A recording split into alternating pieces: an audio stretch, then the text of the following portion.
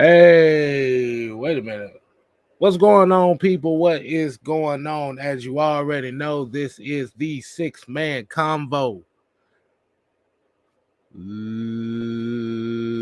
Let's go.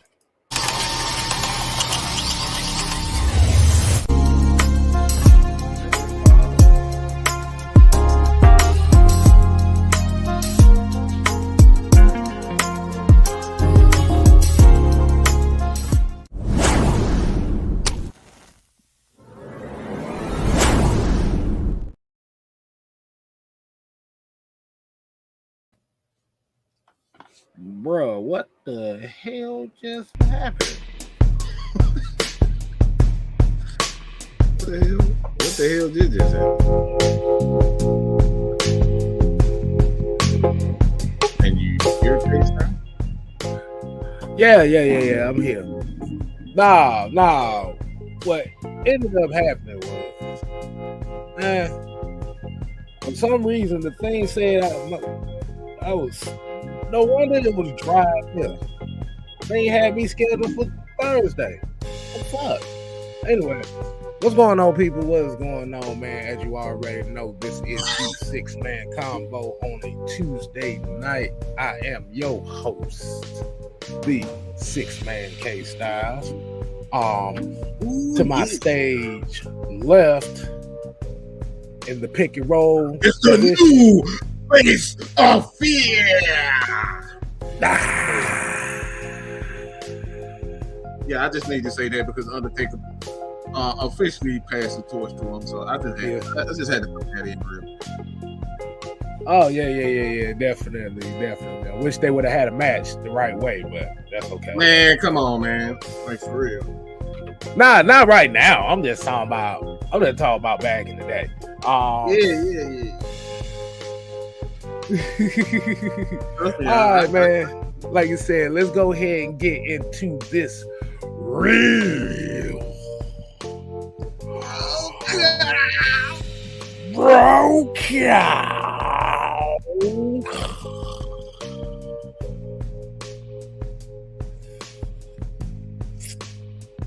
And today's roll call, we're going to kick it off the right way. We got Miss Pamela Johnson, Joseph Thornton, ATL Leo, Yusuke Knight, Pat Norris, Michael Walker, Matt Town Dirty, D. Coleman, Sonia. What's going on, Mom? Appreciate you tuning in. Sherman Wood, Devon's in the building. Come on, y'all. We gotta get at least a couple more people in here. So we can get this thing right. I don't know. Stream y'all to mess me up already, man. Lord. That's all right. This is what happens when you call an audible. So, let's go ahead and get this thing kicking off in 3, 2.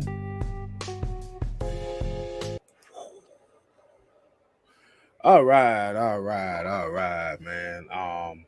Yeah, I don't know what happened there. I thought I had it scheduled for today, but for some reason, StreamYard tripped me out and had it scheduled for Thursday. I didn't know what was going on, but it's all good. Let's go ahead and get right into it, man.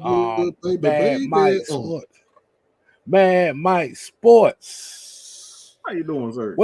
What you got for the announcements today, man? What you got for the announcements? What's on your mind? Besides our playlist, I want everybody to stay tuned for that playlist. I'm going to share it to the community tab right after this show. But we actually have a video. Got a video on a possible trade scenario that someone asked me to do something on, and it's going to be intriguing. I don't want to. I'll give it a preview. All right? Nah. Don't do that. You got to keep them guessing. Man. See, well, K Styles, he spoiled it for y'all. So blame it on the. No, just blame it on. I'll just leave it at that.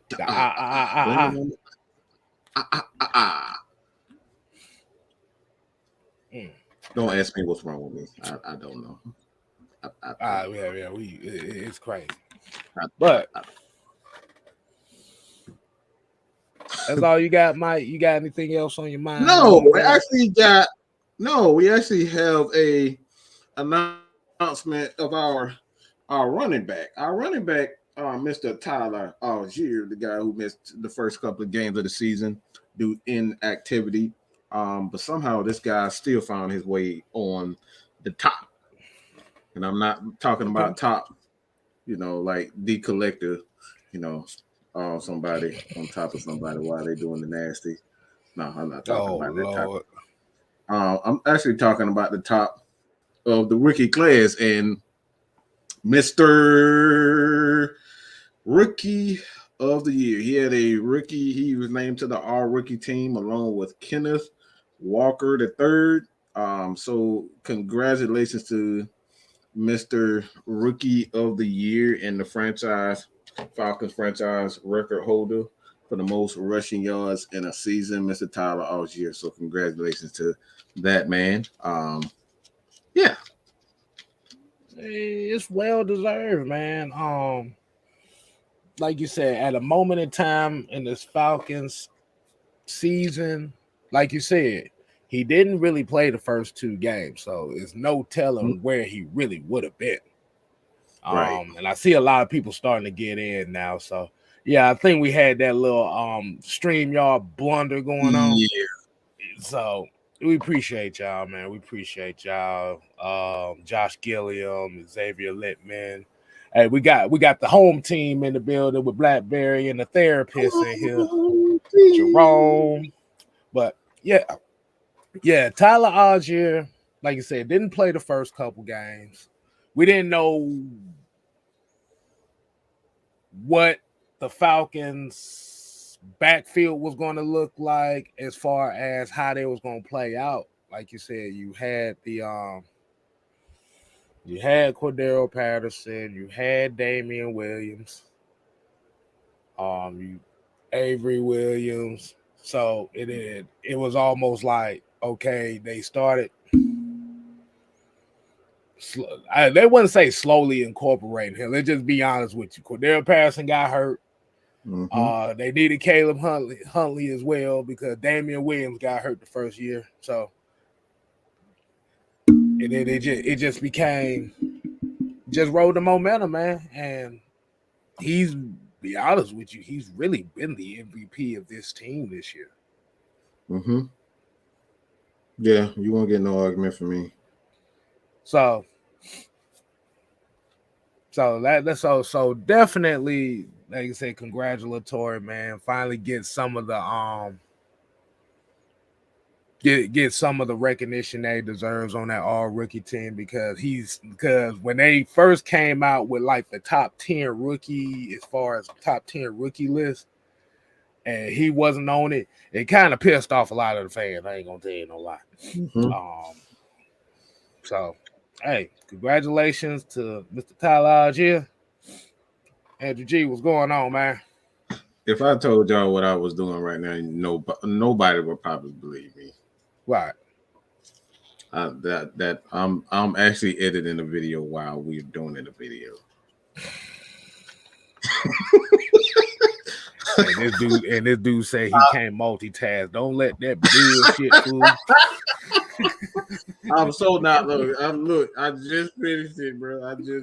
So I got a short coming for y'all right after this show. So yeah, I gotta finish mine too.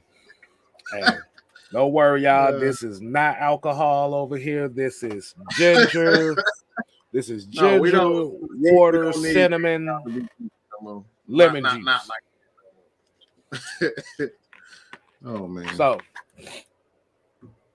So we definitely expect bigger things for Tyler Algier in 2023 as well as Drake London. I feel like this rookie class has been a success for this year.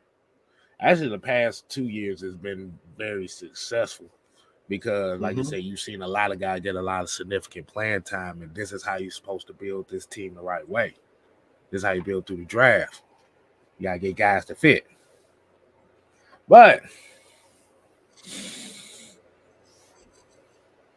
Let's go ahead and you want to get right into it, Mike, or you got something else you want to speak on?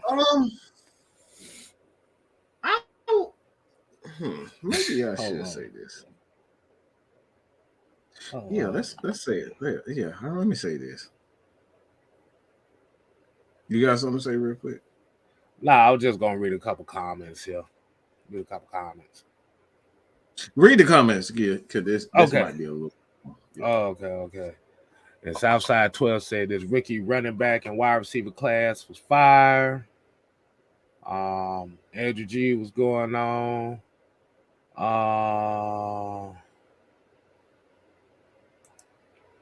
D. Coleman said we could possibly do a deal with Indy to get Jalen Carter. Like I said, it is a possibility. We don't know how it's gonna go down, but it's a possibility.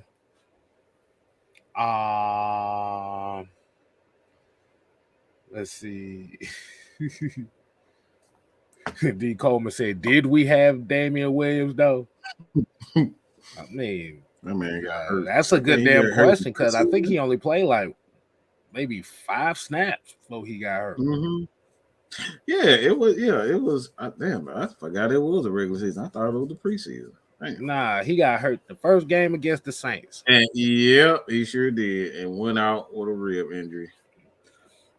So they ended up cutting him, and he ended up on the Kansas City practice squad. So, all right,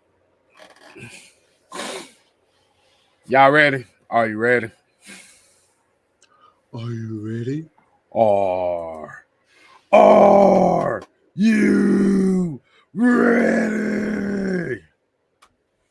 Now, as we already know with the Atlanta Falcons, and we've hearing all this quarterback talk, and everybody's antsy on what this Lamar Jackson situation looked like, and what this Trey Lance thing, and all these trade scenarios with these quarterbacks. I thought we have a little fun today, man.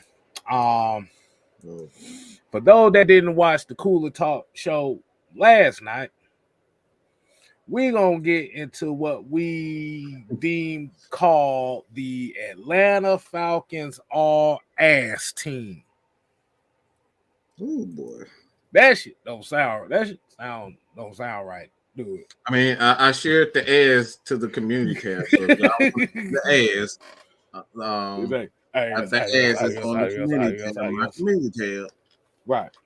And if y'all like ass, I might show even more ass on the community tab. So if you it like better not be your ass, nigga. God, no. Hell no. Hell no. Hell no. Okay, so I'm not showing my ass, okay? I mean, we already be showing our ass on a regular basis. Right. It must take the takes we got. We show our ass a little bit too much, okay? Mm-hmm. Now, we're going to have a little fun today. Some people might get a little queasy because these names, we might bring up some names that might just shed shudders down your spine. Now, as we begin the talking about free agency and draft picks, man, there's been some great players that's played here in Atlanta. There's been a lot of bad players too. Mm-hmm. And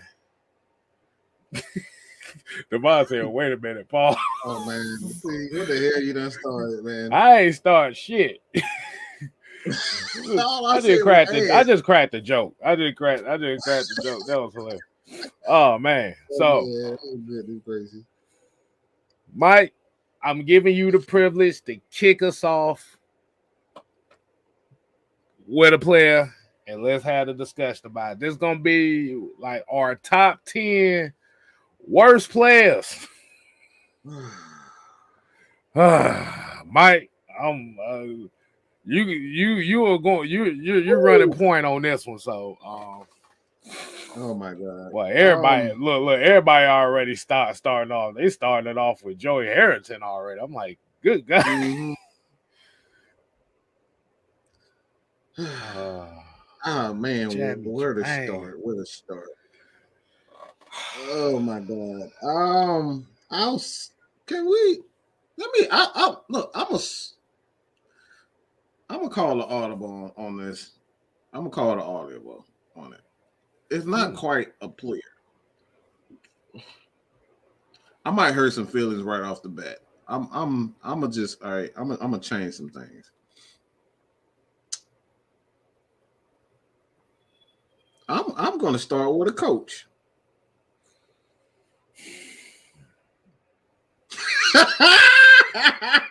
You know exactly where I'm going, huh? I'm getting a headache. I'm getting a headache.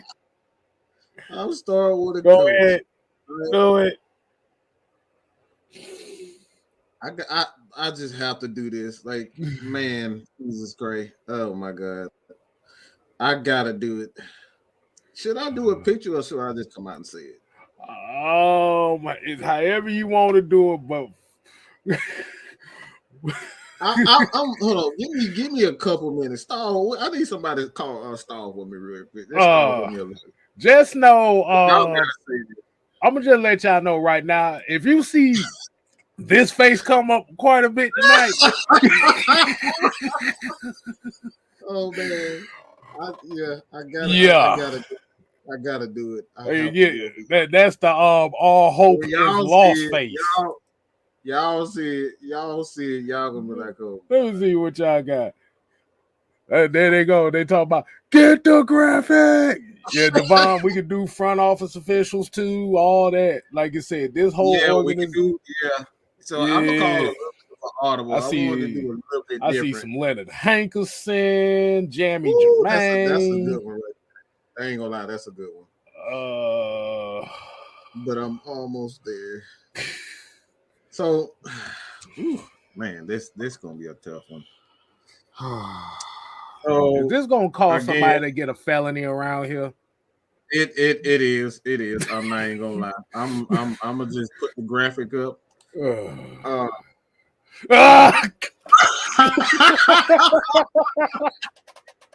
Oh yeah, I had to do this, bro. Oh my God. I had to do it, man. I had to do it. This dude, bro, we talk about the worst coach of all time. Like I couldn't. He could not get. That's the whole list right there. That's the whole list right there. I had to start off with a bang. See? I had to start off with a bang. This dude set us back so like that whole year. A lot of people like to say Mike Vick was the reason why, where we are, and he messed up the team, but this dude, he really screwed us. He set this organization back so far. He only came here for one reason. That's for Mike Vick. I get it, but damn, boy, this motherfucker left in the middle of the night. Like K-Styles like to say, he left a note under the damn sink. Yeah. What? This dude got to be the worst coach in Falcons history. And when we talk about coach, I'm using that term lightly. Bro, why the hell does he look like Howard? Bruh. Look like Howard the Duck. What the fuck? Oh my God. Oh, Bob Backlund face ass mother.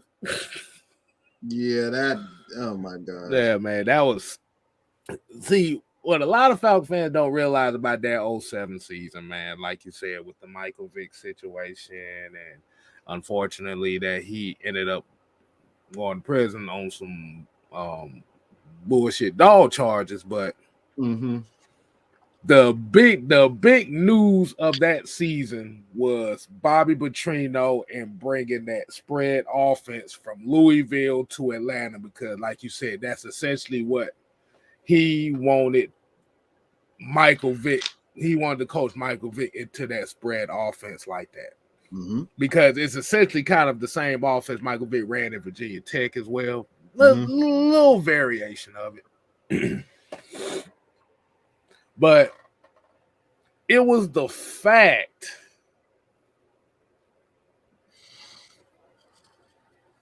that you are new head coach and you quit on the team before the season ended. I could imagine if your ass would have just left after the season. That's Bro. one thing. Not even after the season, bro. They said the players, he left notes for the players. Do you know how disrespectful that is? Because at that point in time, a franchise, like you said, surprisingly, the Falcons actually recovered quicker than they thought with that. Yeah. Yeah. That was some bull. I'll tell you that much. And thanks to Rich McKay for that. Rich McKay really the one who saved us from that horrendous time. It was like he put that team right back together real fast, man. Because in 08, that's where you brought in Mike Smith. That's where you brought in Thomas Dimitrov. And like you said, this is where you started turning the culture where, okay, you bring in a Matt Ryan, you bring in a Michael Turner, then you start adding more pieces everywhere around. And like I said, man, it could have went way left for the Falcons after 07. Juan said he left the Dear John left in the toilet. Right. And D. Coleman does have a point here too. Like I said, it was all going to depend on Michael Vick himself. It was going to depend on him. So we don't know, and that was one of the what ifs that turned into a blessing for the Falcons, because now you've had one of the more successful runs in a period in this franchise history from 08, 2012, skipped over a few years to 16 and 17. See, between 08 and 17, that 9-year span, that has been the most successful run for the Atlanta Falcons in its team history.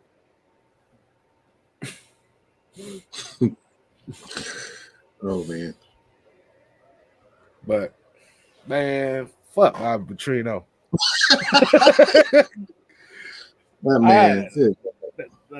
Nah, bro. Nah, man. Then the dude ended up getting fired at Arkansas. Not even that much long afterwards. So I was like, yeah, karma the mud. All right. Another one on this list for the quote unquote Atlanta Falcons all ass team.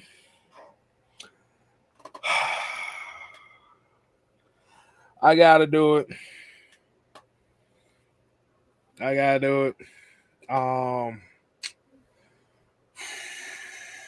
Y'all ready?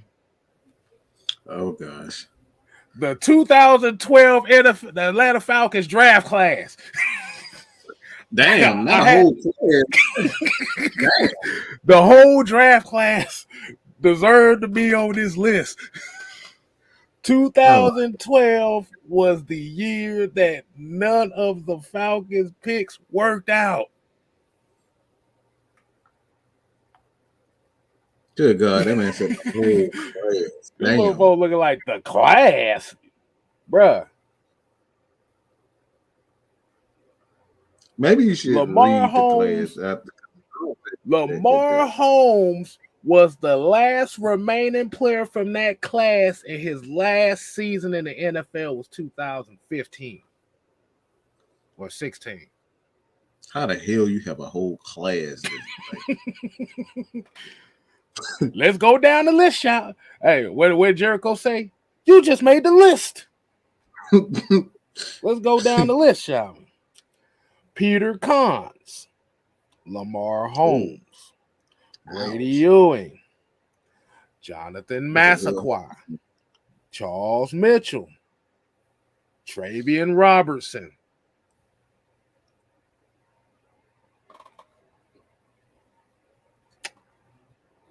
Yeah, don't nobody remember. The only one everybody remembers playing was Lamar Holmes.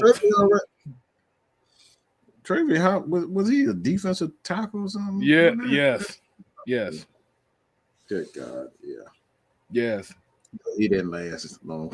No, didn't none of them last long, bro. Peter Cons was out of the league in 2015. Mar Holmes was out in 16 or 16, I think. You know, Brady Ewing, you know, he got hurt, unfortunately, so his career got cut short, so he only lasted that year.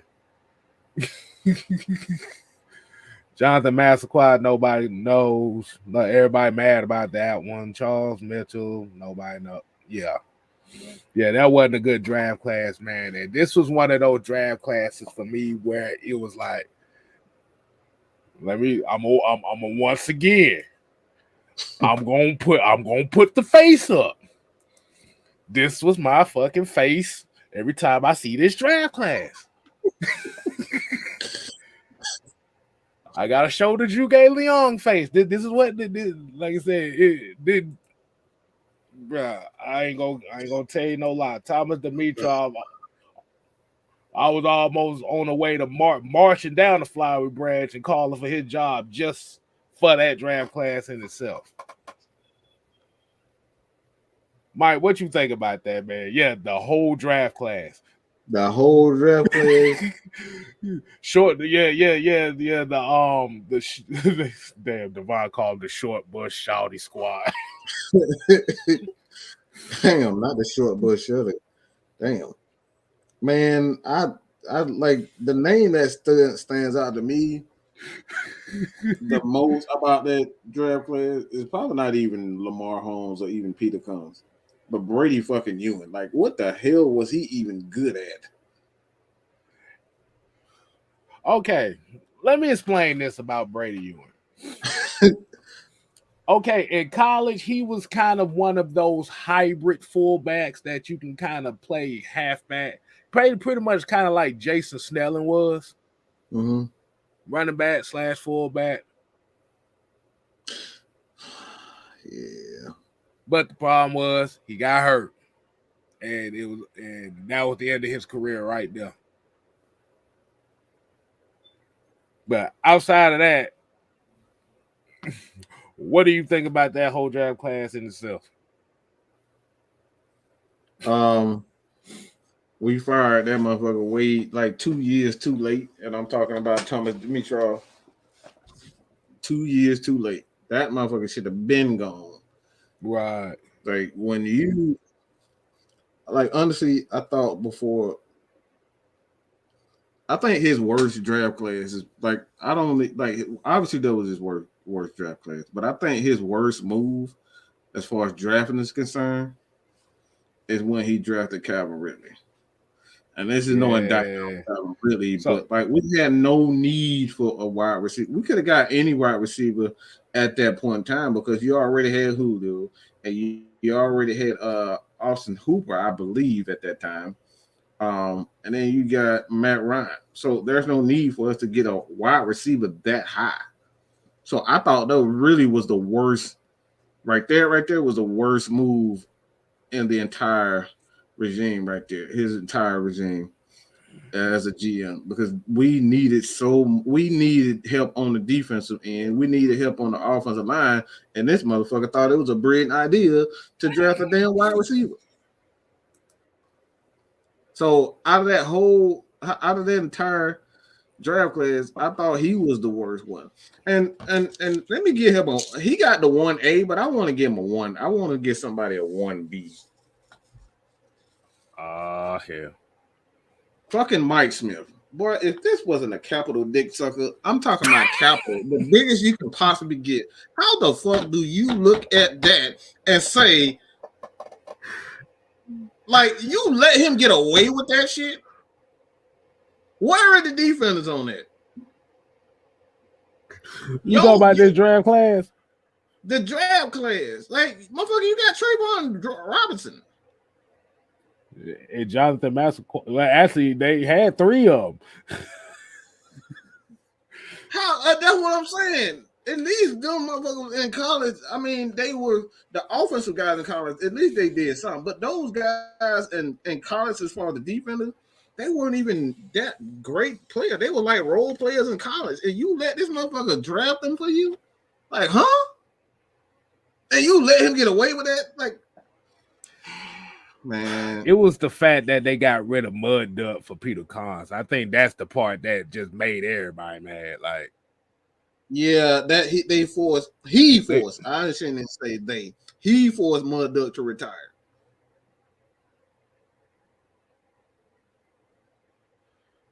Because even Mud Duck said he wouldn't. He didn't feel like he did not want to play for any other organization. That's why he really retired. He wasn't ready to play football, but he wasn't ready. He was not going to play for any other franchise. Loyalty. Mm-hmm. Loyalty. Yeah, man. So we kind of just lumped it all into one. Hell, the whole draft class and Thomas Dimitrov. Because that Calvin Ridley pick, man. That was a hit. The Tad McKinley pick was just like Tad McKinley is on this all ass list too. But that one was a head scratcher in itself. It was like with Dimitrov, it was like between 2008, 2011, he was hitting in draft classes. Like we said, you ended up with Julio. Let's say you ended up Matt Ryan. Like I said, if Sam Baker wasn't getting hurt, he was a contributor. William Moore, Sean Witherspoon, Julio Jones. Like you was building a nucleus, a core here. But it's like once 2013 hit, them drafts started to become 2012, them draft class started looking absolutely ass. I'm just gonna be real. Like I said, you get a Parade Jerry. You find out Parade Jerry doesn't have the heart. Like I said, I forgot about that. I forgot about it. Hold on. Wait a minute. Next season. Well, 13 wasn't too bad. Like I said, 13 wasn't too bad. 14 wasn't bad neither. Wasn't too bad neither. But it was like that. They weren't too bad at all. But like you said, it was that Calvin. It was the Tack pick and it was the Calvin pick that set this franchise back. As you said before, as far as with Bobby Petrino, it set the franchise back. Because you essentially drafted a Tad McKinley who wasn't even projected to even be I think he was projected to be like a 3rd round pick or something. Second or 3rd round pick. Mm-hmm. Like he was like a late 2nd, early 3rd, and you moved up to get him because of his relationship with Jim Moore Jr. And it's looking like you passed up on, and that made fans mad too, because it's like you passed up on T.J. Watt, Buda Baker, Dalvin Cook. You needed a running back too now. Dalvin Cook, Alvin Kamara. Like you got all these other aspects and players that you could have needed. Hell, you could have traded. You didn't even have to trade up in the 1st round. You could have traded back and got some value out of it. But you just picked a guy just based on nepotism, and that didn't last long. Followed up the next year, you ended up with Calvin Ridley. Calvin Ridley's a damn good receiver, but like you said, he wasn't needed. At all. Did not need him. Like I said, the biggest difference with the Falcons now, with them drafting a wide receiver and tight end back-to-back years compared to at that time, you've already had established players at that position. Like I said, you still had Julio, you still had Muhammad Sanu, you still had Taylor Gabriel, you still had Austin Hooper, you still had Levine Toilolo, you still had Tevin Coleman, you still had Devontae Freeman. You didn't need Calvin Ridley. And that right there set the tone for the downfall of the Atlanta Falcons after that. Mm-hmm. It's going to be real. All right, Mike. Where we going next with this one? Who deserves to be in this all ass team? Hold on, let me go ahead and write some of these names down while we at it. All right. I'm looking at this list and we're gonna write this I'm down. I just wrote. My eyes is burning right now looking at this name. Oh no. But we got this guy in the third round. Thought he was at least gonna do something.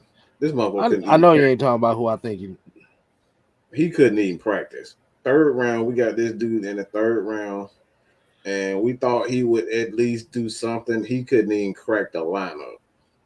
And when he did crack the lineup, it was time for him to play. The motherfucker got hurt. And this guy is Deidrin Sanat. I was so disappointed in that one. I was so disappointed in that because I was expecting something a lot better. What the hell?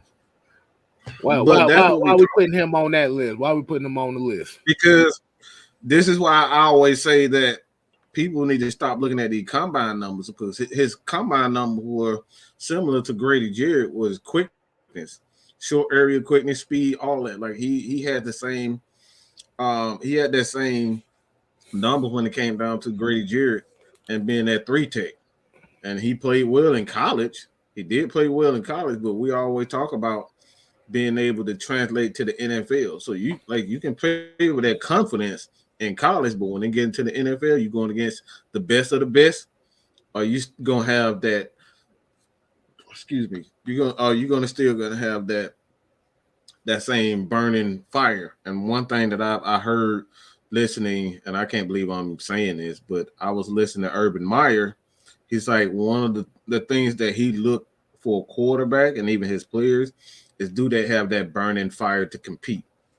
It's not, he doesn't even look at the skill set. That's not the main thing that he looks at. He always look and see if these guys have that competitive edge. And one, like if you look at most of his quarterbacks, most of his guys, they're very competitive. They may not be, skill wise, the greatest as far as their arm, because you look at Tebow, you look at Alex Smith, both of those guys didn't have big time arms, but they were hella competitive. So that's why, even though Dearness and not, he had the measurables, he had the numbers, but he missed that. Like he just didn't have that competitive fire, man. Like I was so disappointed. Like this dude couldn't even beat guys that were backups, bro. You a third round pick and you couldn't even beat backups, bro. He couldn't even beat out Tyler Davidson for a goddamn Tyler Davidson. Bro, what in the hell? Oh my god. I was so disappointed in that one too, man, because I was looking at him. I was like, man, I was seeing a lot of Geno Atkins in him. Like, hold on, my bad. I'm sitting here writing down the list right now. Yeah, writing down the list of players. Yeah. Gotcha. So, but like you say, it was the fact that he couldn't crack it. That gave him an ample opportunity. Like you said, he even got a chance when he went to Tampa Bay and still couldn't do anything there. Like, bro, because they essentially looked at him as a possible replacement for Grady Jarrett, because they literally are built the same. Mm-hmm. But that's just unfortunate, man. That, like I said, that was disappointing. That's all I gotta say on that. I ain't really see much of them to really do shit. But That's really it. That's really it. Mm-hmm. All right. So that's all you got on that one? Yeah. Okay. I can say one more. Let me say one more. Oh, let me get this one out the way right quick. Yeah, go ahead. Yeah, go ahead. Get that. Ooh, man. Okay. What happened in 2006 for the Atlanta Falcons? What happened in 2005 or 2006? Michael Vick gets hurt. Then they play Matt Shaw versus the Patriots. And they almost beat them, right? Mm-hmm. That game, that footage right there was enough game footage for the Houston Texans to give up a first-round pick for Matt Shaw. Am I correct? Oh, my God. They messed around and used that first-round pick on Mr. Jamal Anderson.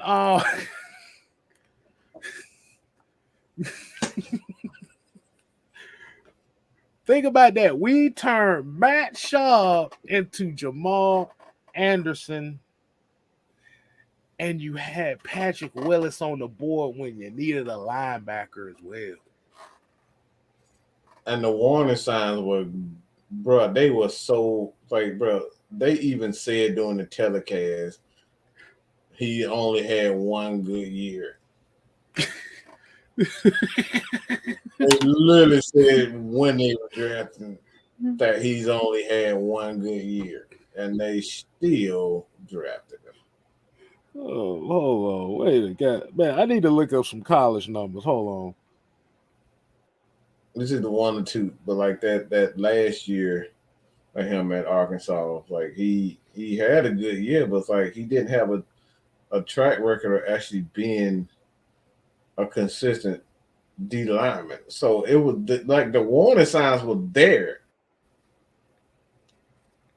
The warning signs were there, even with Tack. You go back to when he was at like you like it was the warning signs were there even with Tack. Tack only had like a couple of good, like one good year, really.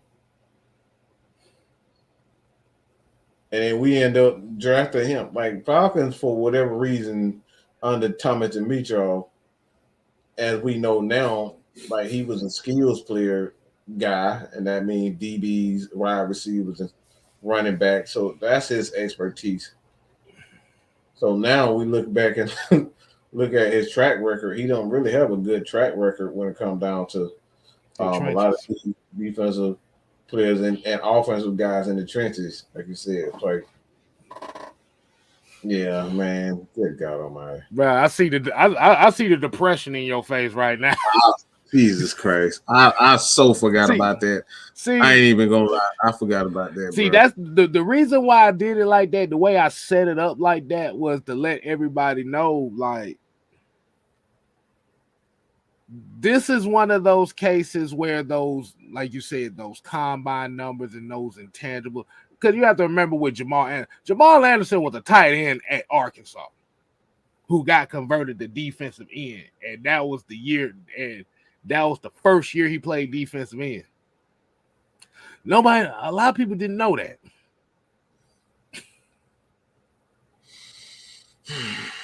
The fact that he was 6'5", 283 pounds, and ran like a 4.4 or 4.5 or some shit like that. Mm-hmm. And he had like about 7-8 sacks at Arkansas. Was like, okay, we definitely got to follow up. Cause I think that was at that time they was trying to replace Patrick Kearney at that time. Yep. Mm-hmm. They tried to replace Patrick Kearney. I like, boy, you picked the wrong pass rusher to do that. You picked the wrong one to do that. And the one that don't even have a history. That's the crazy boy.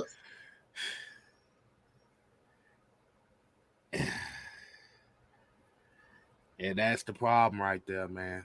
That's why I said like when we looking at these college players coming out, hold on, let me get this super chat out the way. Shout out to Tavon Watkins for the $4.99 super chat.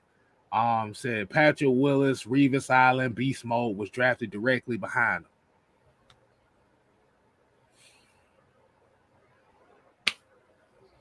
You needed a linebacker, you needed a corner. Impossible. And oh my God, Marshawn Lynch, they didn't know what they said he had quote unquote character. Oh yeah, that was around that time too. They was like, we not drafting nobody with no character issues whatsoever. Mm-hmm. So if you stubbed a toenail or you done slapped a dog down the street somewhere, you wasn't getting drafted by the Falcons. No, hell no. The pain. I forgot all about Jamal Anderson. Good God Almighty. Yeah. And like you said, this is why I always say, like, even when this is why we always say Mel Kiper Jr. I don't know. This is why I started having beef with him was right after this shit. Mm-hmm. Him and Ty Mache hyped the hell out of this guy so much. This dude Jamal Anderson ain't even get a sack in his damn career. He played 3-4 seasons, ain't got one sack. Think about that for a second. Not one sack.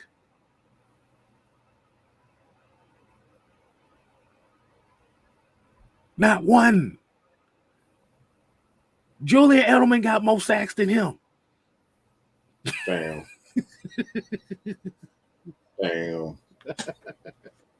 Damn, Gina. Damn.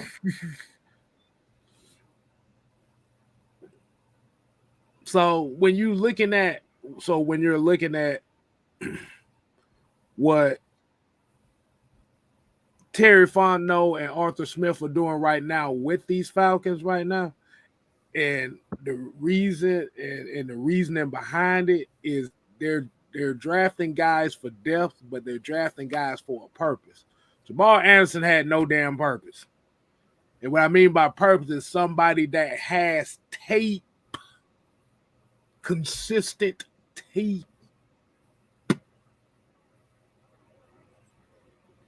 Y'all can stop calling Vic Beasley because y'all need to look at the Falcons' history and sack numbers and stop listening to. I can't put Vic Beasley in there. Like I said, the Vic Beasley was he was the victim of that. He was the victim of his own success. After that 15 sack year, like I said, he didn't reach those numbers, but he was consistently around that 6-7 sack thing at that time. So I wouldn't necessarily say he was ass. Like I said, he just hit the pinnacle as far as the sack numbers. So Jamal what Anderson. You're saying is he's a victim of the Mel Kiper and Todd Mache disease. Mm-hmm. And what I mean by that is the old people hype these players to such a height, like they can't reach that level. So we assume that they garbage because y'all had him compared to a guy like Von Miller and Lawrence Taylor, and then when he reached that one time, your expectation to stay like that. Your expectation is for him to stay at that point. Mm-hmm. Vic Beasley played out of position here in Atlanta. Dan Quinn tried to turn his ass into a Croy Bierman clone, and it failed miserably. It wasn't until the last year in Atlanta where he decided to move his ass back as a rotational pass rusher. But all right, Mike, what you got next, man? What you got next? This is a personal problem for me. Oh, okay. This one personal for me, and this is more so Thomas Dimitroff's fault than his fault. But Ito Smith, I'm gonna say Ito Smith, but this again. This is not his Yeah, fault. I know. It's This personal for is you. It's personal for you. it's personal because we did not need that little motherfucker at that. Bro, what the fuck we did with Ito Smith at that? We literally just got rid of a guy. He was almost exactly alike, and we was out here running power schemes with little ass Ito Smith as a running back. Bro, what the? In college, the guy was a pass catcher. He was a guy that would hit the outside, and he was a third, essentially, like you said, a third down back, bro. But this motherfucker thought it was a bright idea to run a fucking power scheme with little ass Ito Smith, and he got his little ass destroyed damn near every other week. That motherfucker got hit. He got hit so much. Dude got injured all the time trying to run that power scheme, and they just totally screwed that man up, bro. They totally screwed that man's career up because they running the wrong scheme for that little ass dude. And like I said, this is personal for me because Ito Smith, he was a third down back, and he was a guy that was his skill set was catching the ball out of the backfield, and we were doing everything but that.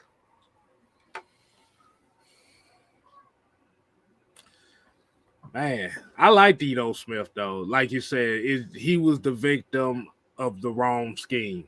They schemed him to play he played the wrong position. Mm-hmm. So I necessarily wouldn't put him in the ass category either. I'll put him in the unfortunate category. But we got some ass coming up here next. We got some real ass coming up in here. We got some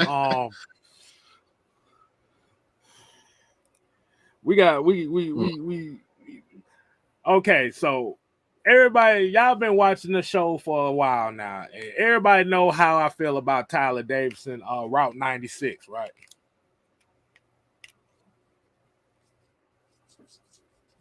You know how I feel about Route 96. Anytime he on the field, they run at his ass.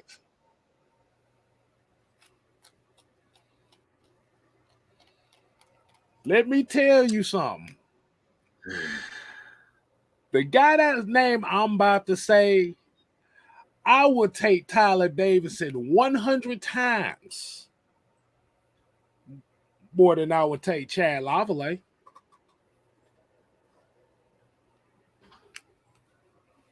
Oh gosh. Let me ask everybody. Do anybody remember Chad Lavallee?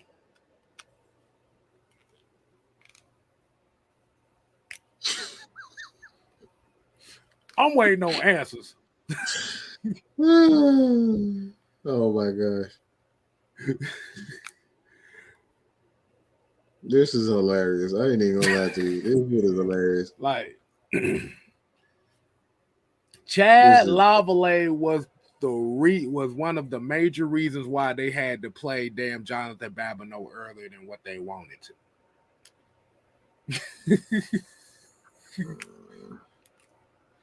This dude couldn't get off the block for nothing. He couldn't pass rush. He couldn't run stop.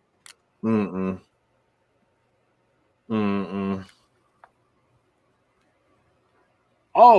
Sam, we ain't even got there yet. We got about another 45 minutes worth of show. We still got plenty of names to go. But bro, Child Lavallee, boy, that shit was awful, bro. It was I'm trying to remember, that was 05, 06. I think it was 05, 06. Yeah, about 05, 06, yeah. I was like, bro. Oh, look, I was surprised as hell that Patrick Kearney even got about 10 sacks that year. Folks don't even know who the hell Child They have no freaking clue. Look like who the hell they probably hit Google like a motherfucker. Just let you know, boy. He made Tyler Davidson look like Aaron Donald. Let's just say that. So it was 04. It was 04. Because that was right before they got Ron Coleman. That was right before. The Falcons fucked around and got Ron Coleman. Yeah, because they brought in Chad. Yeah, because Babineau came in the next year. I think either Babineau came in that next year. But they were so high on Chad Lavallee, and he stunk up the joint, and they was like, well, damn that, give me Ron Coleman and this motherfucker now. And the history is done. You know the crazy part about Chad Lavallee? What? Again, another one of those instances where he didn't even have great numbers in college.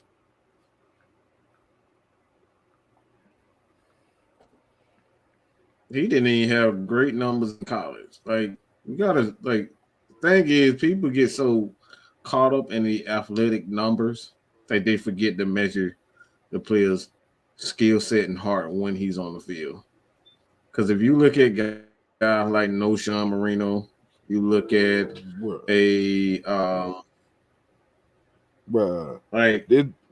dude Chad Lavallee, hold on. This dude literally played in 2 NFL seasons. That's how bad it was. Mm-hmm. Yep. 2. 1, 2. 2 of them. 2 whole seasons. I said the hell with football. I don't know if he got hurt or not, or he was just that bad nobody wanted him. I don't know. But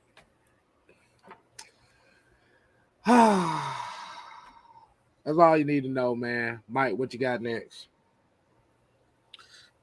Hey,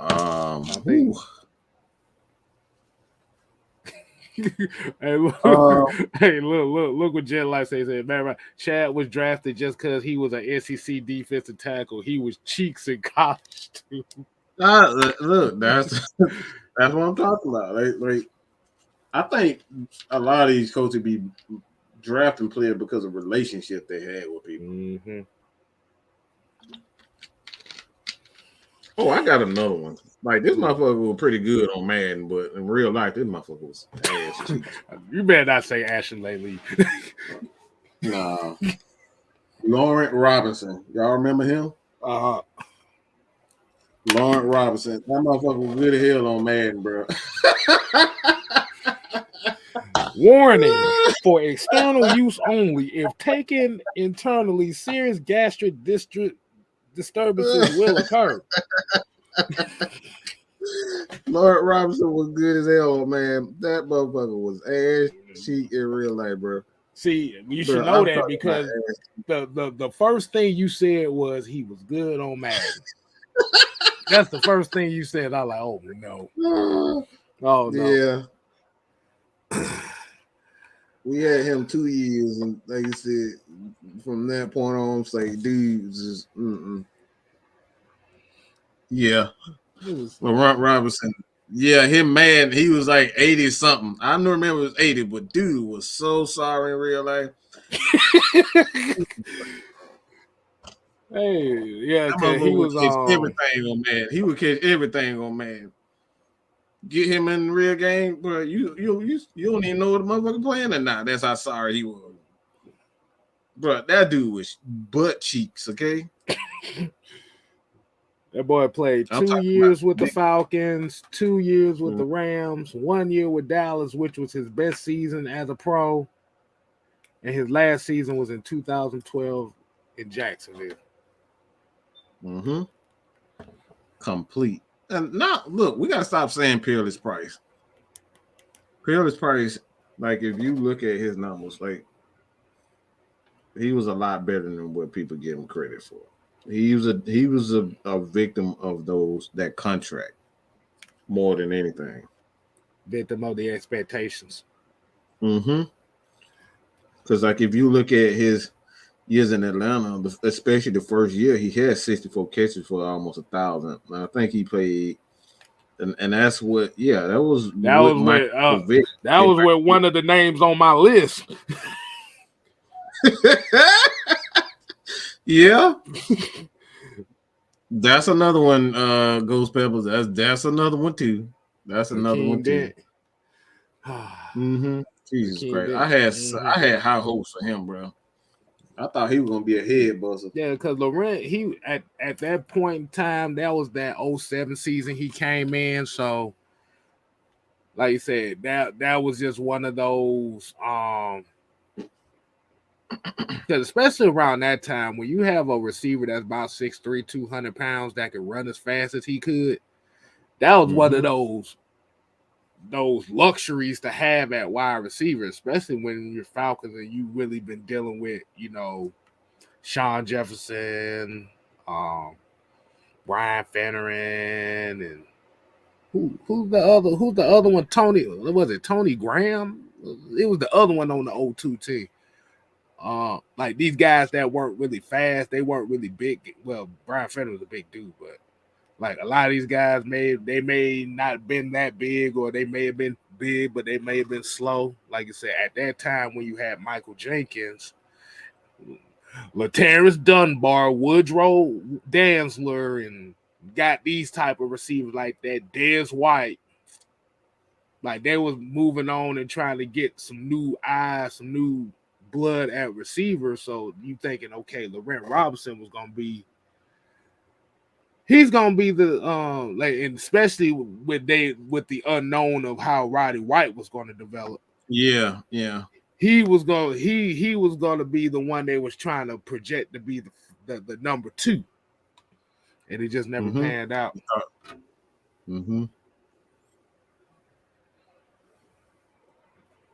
Yeah, Andrew got another one. Yeah, I think we all know that one. Chris Houston, yeah, that was doodoo cheeks right there too. Let me see, Laurent Robinson.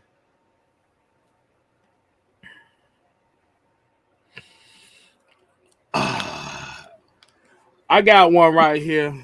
I got one right here. And like I said, I don't know too much about this one because I didn't watch it at the time. I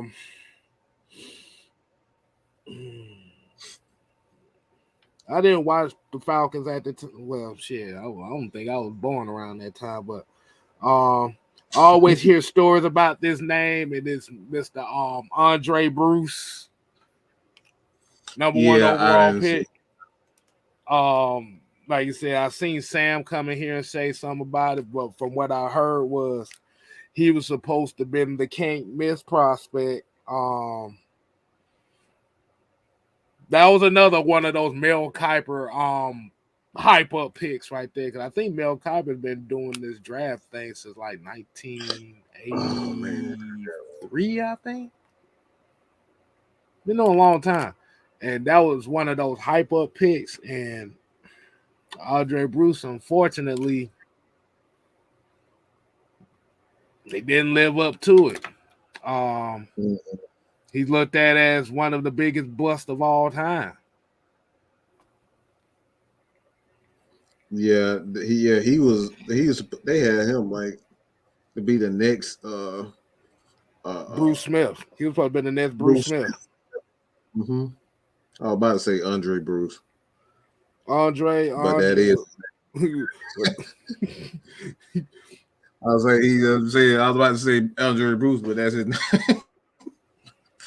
But he's supposed to be the next Bruce Smith. Let's see. But I want to say, you remember this guy? Oh man, oh my God. Let me say this name, Cal. You remember Devin Bush? Devin Bush, Devin Bush Senior. Yeah, Devin Bush. Yep, his dad. Devin Bush Senior. I don't know too. I didn't know too much about that him. I didn't heard stories about it. that's when I was really starting to get into it. But he came in, and a lot of people, like I said, that's when I was really just starting to get into football. I didn't really know the game like that during that time. Watching it, but I didn't know the game. But yeah, he got drafted. When he got drafted, I remember the talk looking back now. The talk around him, he was supposed to be like one of the top. Oh Lord, my brother then came in here, man. Shout out to Paul Johnson. Oh no, you gonna like the next name we got coming up. Oh my God. He gonna like the next one. Keep going. He gonna like the next one coming up. And just because he came Bush. in here. Go ahead. Not good. Go ahead. You got one for you said. Oh, my God, that's another one. See, Chris, look, we don't need to talk about Chris. Chris Miller ain't had no Chris Miller. Jesus Christ, that's the everybody see. What them bullshit ass rumors when people talk about? That's where that shit come from. When we talk about them bullshit ass rumors talking about he married the boss's daughter, this guy literally married the boss's daughter, and that's how he became the starter for the Atlanta Falcons. He literally did it. That's how he ended up getting the starting job, and he couldn't keep it because he fucking ass cheeks. So everybody, what they blame Matt Ryan, said Matt Ryan married Arthur Blank daughter. That's where that came from because it literally happened with Chris Miller. And you talk about somebody, bro, this man would throw. He would have the worst game. He'd have one good game and then have 5 bad games in a row, and then he get benched, and then you end up getting another chance magically somehow. But Chris Miller, like I said, I was just watching the game. I really didn't know the game, but looking back at it now, yeah, dude was, and y'all got to stop saying Sam Baker. Sam Baker was not trash at all. Sam Baker was not trash. He had a knee injury that caused him to retire early. He was far from trash.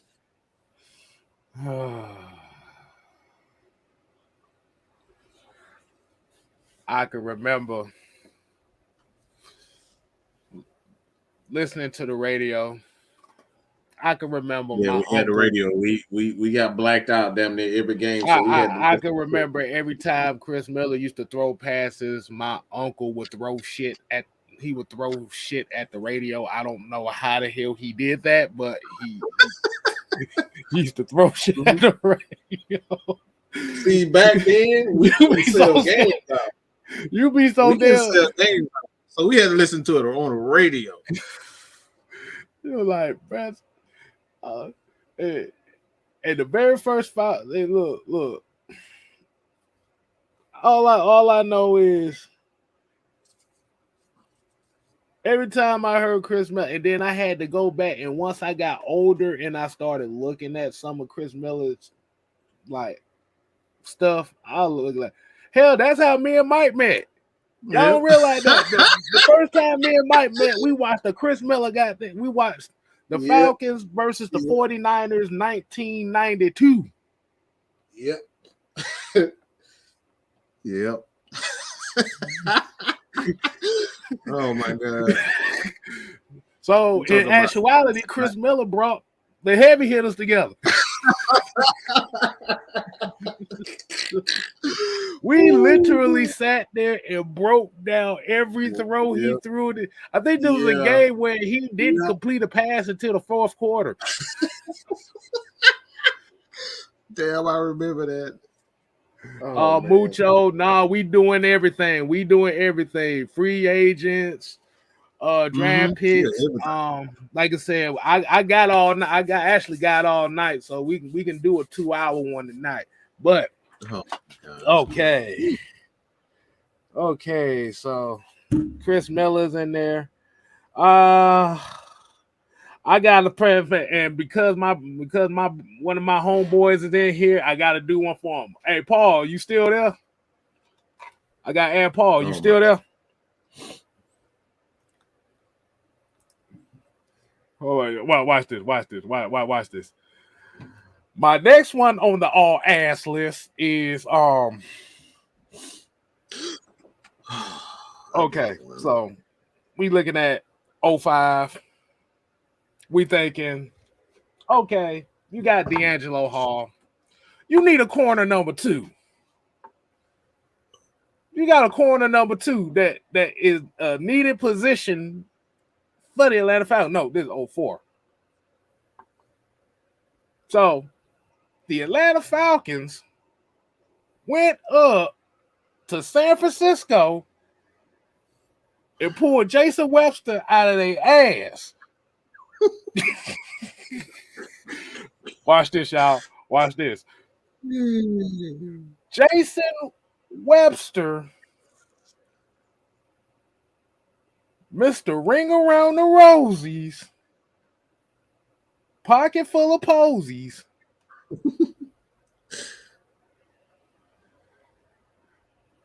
We talked about how inconsistent Robert Alford was.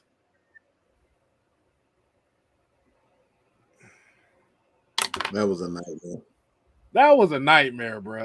It was a nightmare, bro. And the thing about it was, it is once again, this was the thing where okay, we looked at him as a quality free agent that could come in and do it. And it was just the overhype of things. It was like, really?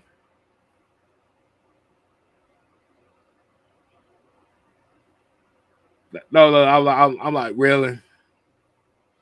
I think that's the first time I gave that was the first time I gave this face when I see every time I see him come. This is the first time I gave that face. I'm looking like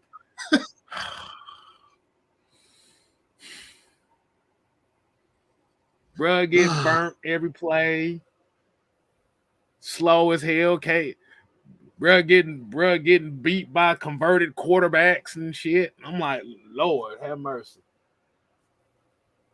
And the reason why I had to make sure Paul was in here, because he cannot stand Jason Webster. He hate him. He hate him, boy. I'm talking about.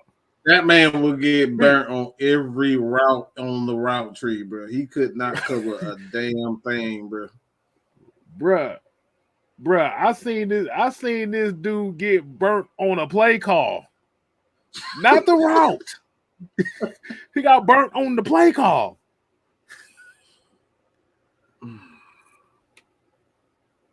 How the hell you get burnt on the play call? Like I said, it's just one of those cases, man. It was like, because D'Angelo Hall was getting burnt too. I ain't even gonna say he wasn't getting burnt, but bro, not on the Jason Webster side of the game. Like I said, at least D'Angelo Hall was getting burnt by comparable receivers. This dude literally sitting here getting beat by motherfuckers that worked at Kentucky Fried Chicken. I'm like, what? Oh my god! But yeah, me and Paul, we always go at boy. We literally had a whole hour discussion about Jason Webster. I literally had to do therapy for his ass just because of that. So I had to do that just for him. He said he got trucked by he got trucked by every goddamn body. I think one of the Falcons cheerleaders trucked his ass too. Oh my god. Yeah, that dude was that. All right. Let me see. I think we need to go ahead and get into some of these recent free agents and stuff as well, as far as the ass aspect of it. We ain't really got to the real ass part yet. You think I should kick this one off, or you want to go? You got one. You want me to kick it off? Go ahead. Now, as I go into my handy dandy notebook, let's go to 2005. Let's go to 2005, shall we? Oh gosh. Let me make sure I got the year right. Yeah, let's get to 2005. What was one of the biggest free agents the Falcons got in 2005? What was one of the biggest free agents the Falcons got in 2005, if you remember correctly? I don't remember off the top.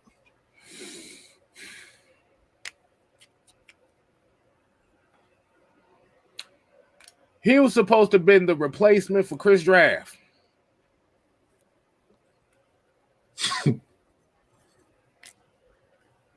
Do anybody remember?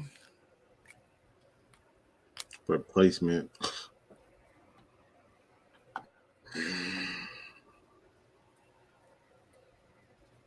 Because remember, they let Chris Draft go after that year, and they replaced him with this guy. Yeah, I got it now.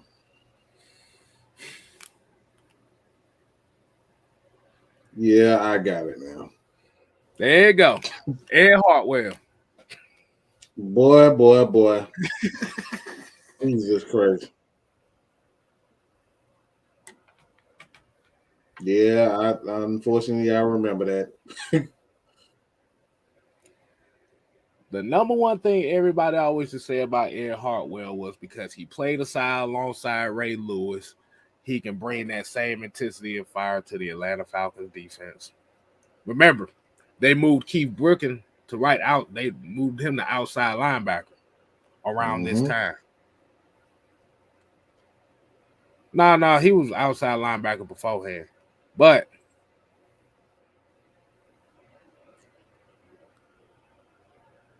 this is one of those issues where you essentially brought in a linebacker to be the leader or be the enforcer on the defense, and he couldn't stay on the field. It disappointed everybody because it was like, as an Atlanta Falcon, this dude played 6 years in the league. As an Atlanta Falcon, he played in 13 games in 2 years.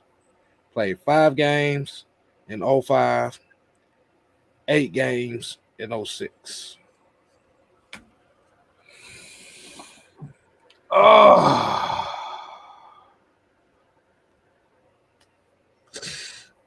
Oh man. What you got to say on that, Mike? I thought he would be a lot better. Look, Mike, look where we're going. The list. That's a bad, you just made the list. Good God. that right there is damn sure made in the list. But I thought he came in like he is sure because I remember him having a knee injury in Baltimore, but for the most part they evaluated and he ended up passing, but dude, like his knee wasn't an issue from what I understand. Dude was just bad, man. Like, good God Almighty. Did he even last 2 years? He got cut He got cut in 06, and that was his last year. Because he had signed a big free agent deal. I think it was like a 4-year, like $50-something million deal.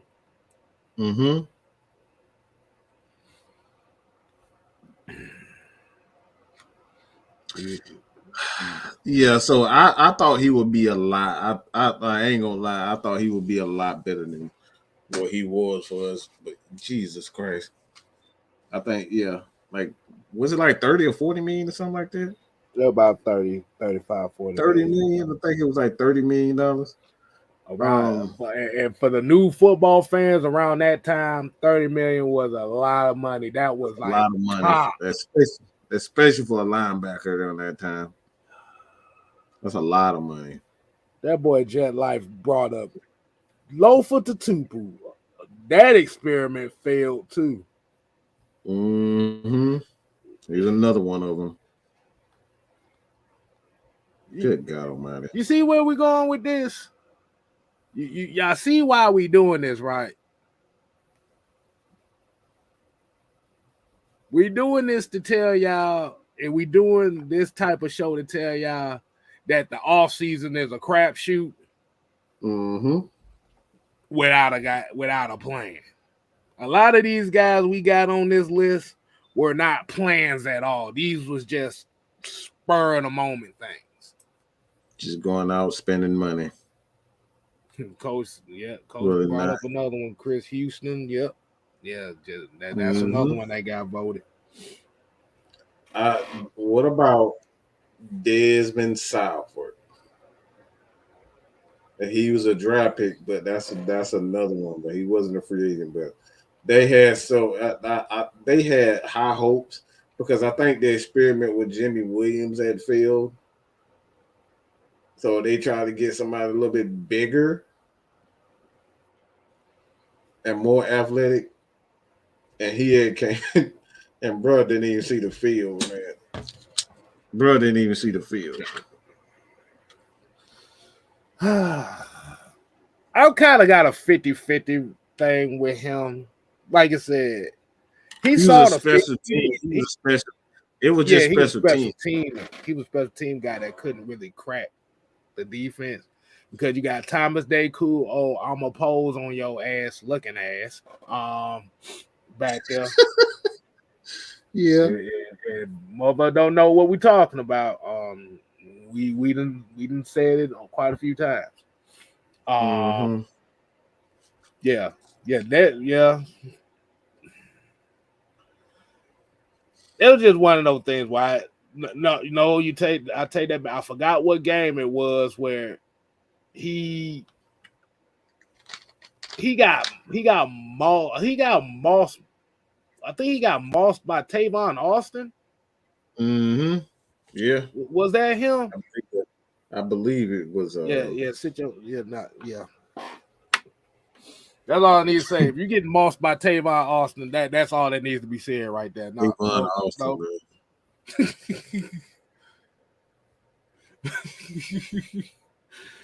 Oh man, but yeah, it was disappointing. Especially that was a high pick too. Wasn't that a third round pick too? Third round pick. He was like a third round out of Nebraska, or something like that. No, it wasn't Nebraska. It was one of those damn Big 12. It was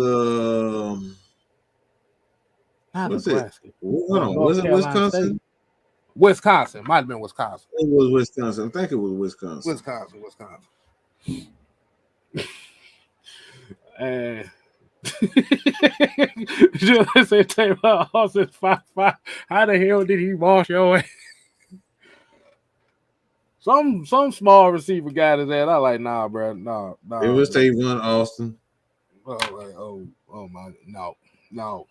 I like, no, that's it. No. We don't need to see nothing else. All right. I think OG Big Sam might be on me with this one. My next one is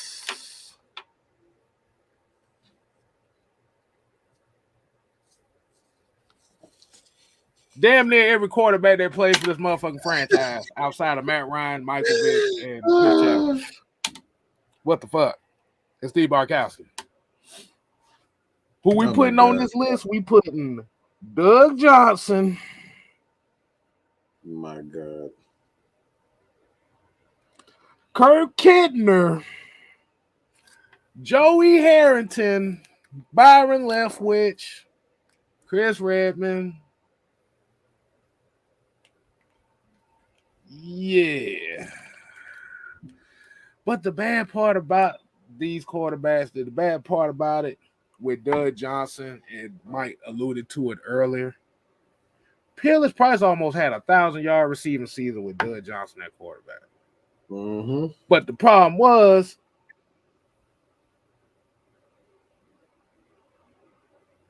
I think this is where the Falcons really developed the reputation of being the first half Falcons, because that season they was always up in the first half, but when that second half came around, boy, it's like everything just imploded.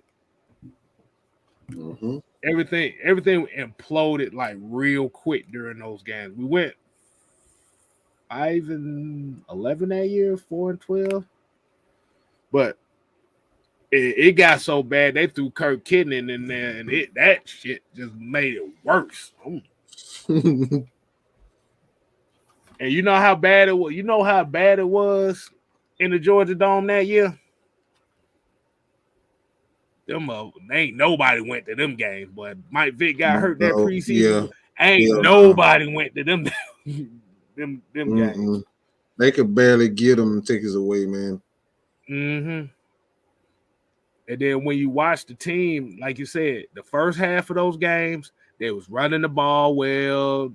Like you said, Doug Johnson, he was managing the game, and then all of a sudden, when the second halves came, that's it. That's the season. Doug Johnson was the reason damn Dan Reeves got fucking fired. If y'all want to blame anybody for Dan Reeves getting fired, it was Doug Johnson and Kirk Kitchen, because them motherfuckers couldn't play worth shit. Who the hell drafted Kirk Kitchen? Was it? Kirk Kitchen was a rookie that year, I think. A rookie? I think he was a rookie that year. So damn bad, bro. Good God. I forgot how bad he was. Bruh, I would take a 40-year-old Matt Schaub as my quarterback than a Doug Johnson, bro. That dude was bad, bro. Somehow he lasted 2 years outside of the Falcons. Right. With 14. Years of 14. Mm-hmm. And then it is interesting that we say Doug Johnson and put Joey Harrington in the same category, because these two literally were quarterback catalysts after a Michael Vick situation, whether Michael Vick got hurt or went to jail. First, you had Doug Johnson, and then we go back to that 2007 season with Bobby Petrino and Joey Harrington. First of all, when they first told me that they got Joey Harrington, I already had the boo-boo face as it was. He was already bad at the time we signed him. He was a trash. He was thrown away when we got him. Yeah, like you said, they were just so desperate for a quarterback. They just said, like, hey, just throw somebody out there. The one with the most experience, and that was Doug with the most experience and a little bit of quote unquote success. Success, well, that boy ain't had no success. He was successfully bad. I don't know. He was. No, I'm talking about compared to the guys that was already out there. Because that year they had bad quarterbacks. Like the NFL doing that, especially that year. That year quarterback was just bad, bro. Let me see. 2007 quarterback. Let me see. 2007 quarterback free agent. Let me see. I'm intrigued to see what was out here.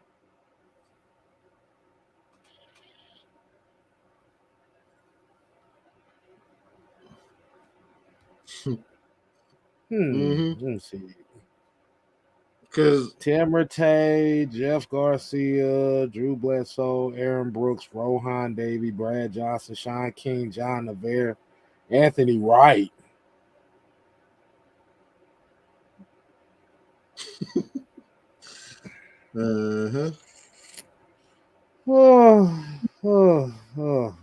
Chris Simp. Oh, Lord.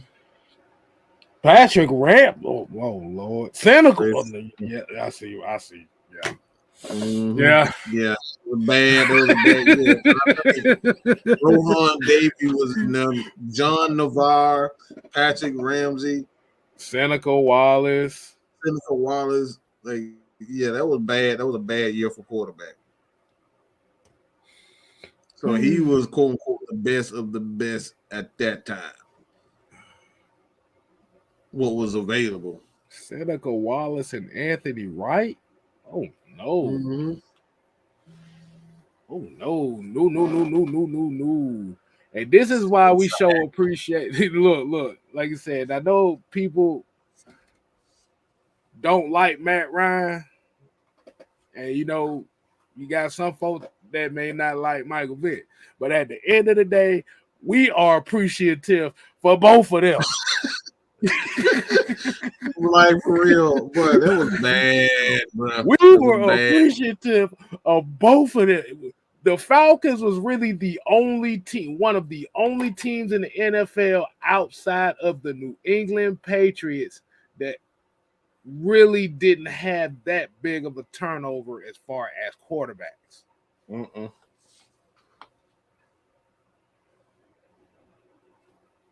You talk about bad, man. You think about it. Joey Harrington, Doug Johnson, Byron Leftwich, Kirk Kittner. That was only 2 years between 2001 and 2021. So you had 19 years of at least a quarter. You had 19 years of a quarterback. 19 years. Yeah. That was worth a damn. Yeah. This is why they being so patient with a guy like Desmond Ritter is because of that. Yeah. We don't want to go back to them days. What? Yeah, you know what? I take that back. I'll say 98 because I'm gonna give Chris Chandler his flowers too.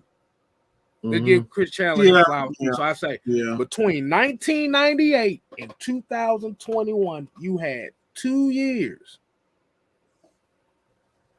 Chris Chandler was better than okay. That's disrespectful to say he was.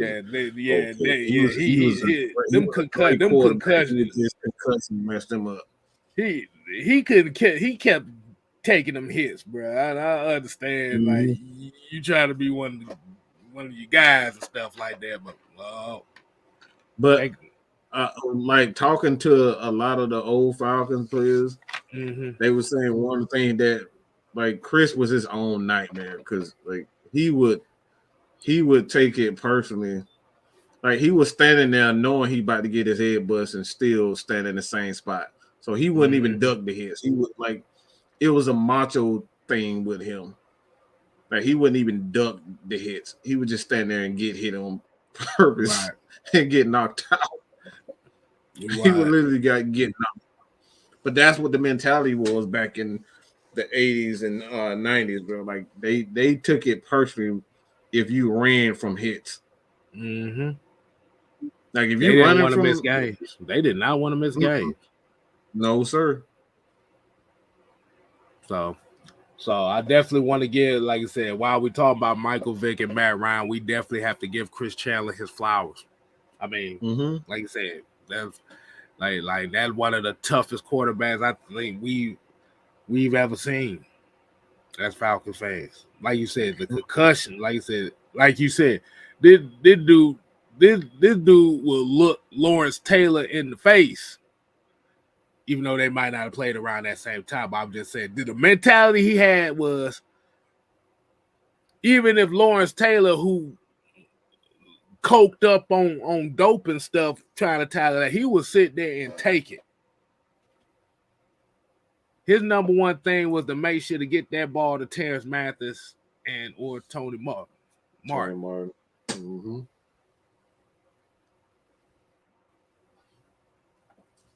And he was gonna bite the bullet for them. All right. It's a different mentality than like it's like these guys are suffering, but like at the end of the day, these people, like these guys, were like they were. That's the way that they fed their family, man. Mm-hmm. Like it's a sacrifice.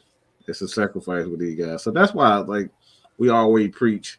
It's okay to have, to not like a player, but to go as far as to harass these guys and stuff like this. Like a lot of Mm-hmm. you guys can't even get your pink. Like y'all cry when your toe hit the damn side, and you Mm-hmm. talk about getting arm broken and ribs crushed and all that shit. Like y'all can't even take that.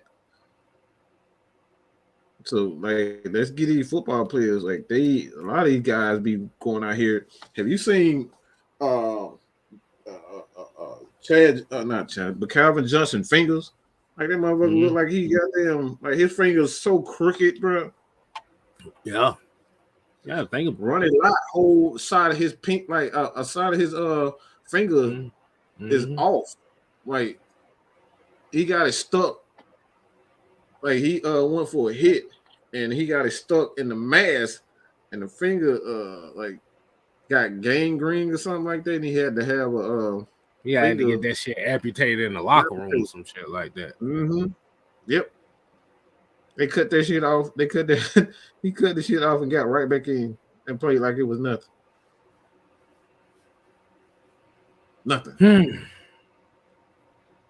I used to be cringe to even think about that, to be honest with Yeah, that's crazy, bro. you. That shit is nuts. Okay, I can't even imagine thinking about doing that, bro. It was a different mentality. Mm-hmm. It was just a different mentality back then, man. But all right, man. I think we got about 20 more minutes, man. Like I said, you got a few more names you want to throw out there. Let me can I call it audible? All right. Wait, what the audible we got here? This is disrespectful. And this is why I say the media can suck a mean fat you know what. How the hell is Andrew Jones not in the fucking Hall of Fame? That is disrespectful. It's only 4 guys in the history of baseball that has his credentials, and this dude's still not in the Hall of Fame. Over 400 home runs and 10 Gold Gloves, and this dude is still not in the Hall of Fame. It ain't before 5 guys in the history of the league who has done that. Yeah, you gotta That's remember it. you gotta remember it's baseball. You know, it's the good old boys club. They do it on their damn time. That's why you that's why you got players from 1945 just getting into the damn Hall of Fame recently. Like, damn. It took almost damn near 100 years for you to finally say, okay, this dude is worthy of a Hall of Fame with a Hall of Fame career. Get the fuck out of here. It's like I said, when you look at the numbers, his defense, like his defensive fielding percentage, to add the home runs to it, it's like there's no one greater than Andrew Jones, bro. No one in the history of baseball. Not even, like you said, Willie Mays is considered to be the greatest center fielder, and he got better numbers than Willie Mays, bro. This dude's still not in the Hall of Fame. This is stuff we be talking about, bro. The media is so disrespectful to, especially in baseball, to black people. Keep that real. That's why they don't really like Acuna the waiver. Despite him being Hispanic, they still see him as a black man. So they're not going to give him the proper respect. It's like it really took Chipper Jones to really take him under his wing and say this kid is going to be something special for people to really take notice of Ronald Acuna. Chipper really put him on his back and said, "Look, this kid gonna be one of the greatest Braves players of all time." So, like I said, man, I just had to get it. Like that really irritated me to see Andrew Jones Like I said, I've never seen a player with that skill set, with defense and power, and he's still not in the Hall of Fame. Mm-hmm. Yeah, that's a joke, bro. Yeah. Mucho Grundy here said success was making it to the NFL. And Ghost Peppers came in with Travian Robinson, Lamar Hall. You just missed the part. We just did the whole damn draft class. Yeah, we did the whole draft, bro. Mm-hmm. You still got one. That man said Deion Foot. Like, yeah, man, a lot of these football players suffering, bro. Mm-hmm. They put their life and their body on the line for this game. Like, right. Deion got like 8 toes. He missing 2 toes because of the game, bro. Mm-hmm. And all that was on that, and all that was turf toe. Turf toe. Yep. You think you doing all that planting and all that running? Yeah, it doesn't surprise at all. But you got one. You got another one, man. Cause I got one in mind that's very special. I want to see if you got that. I want to see if you got the same mindset I got.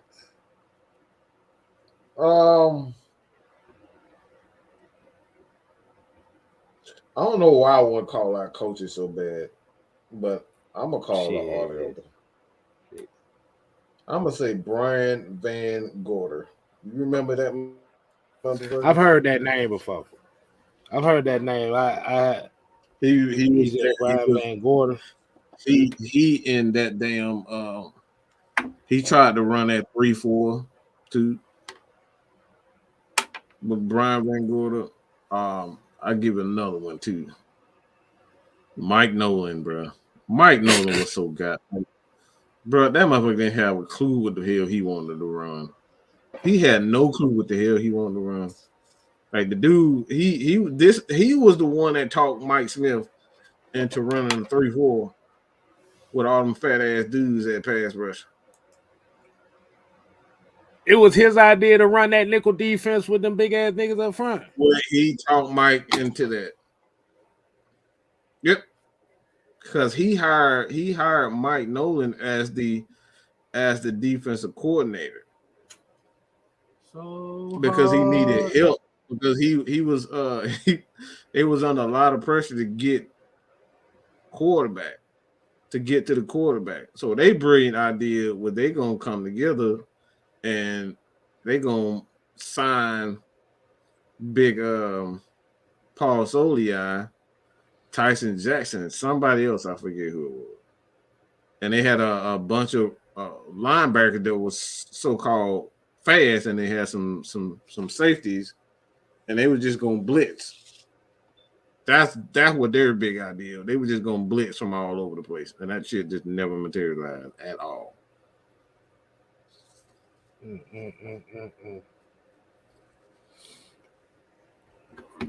Yeah, I remember that, man. That nickel defense, like you said, you knew damn well that wasn't gonna work.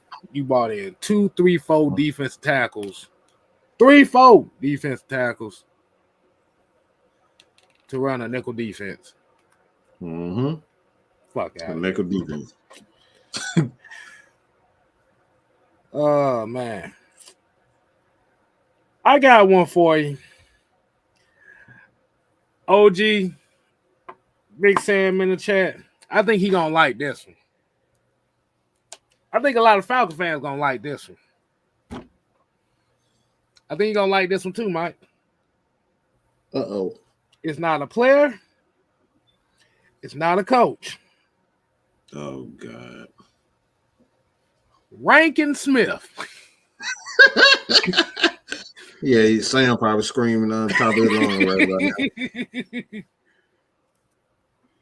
Good God Almighty! Now,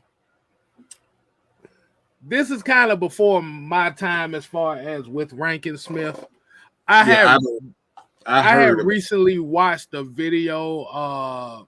Shout out the Secret Base, because remember they did the 7-part series about the Atlanta Falcons. And they had the first little portion of it talking about Rankin Smith and how much of a damn dictator he was here in Atlanta, where bro, it was just it was utter chaos, y'all. Yeah, I knew Sam was gonna like that, but right, but y'all thought Jerry Jones was bad. Y'all thought Jerry Jones was bad. This motherfucker did everything, damn near did everything in his power to get the Falcons up out of Atlanta. He did everything in his power. Mm-hmm. This is the reason why Deion Sanders wasn't in Atlanta no more. Mm-hmm. This is why they got rid of a lot of those fan favorites. The Deion Sanders, the Brian Jordans. Scott Case.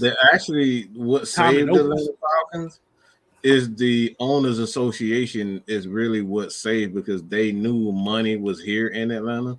So they outvoted Rankin Smith for to not be able to sell the team, to move the team, from Atlanta.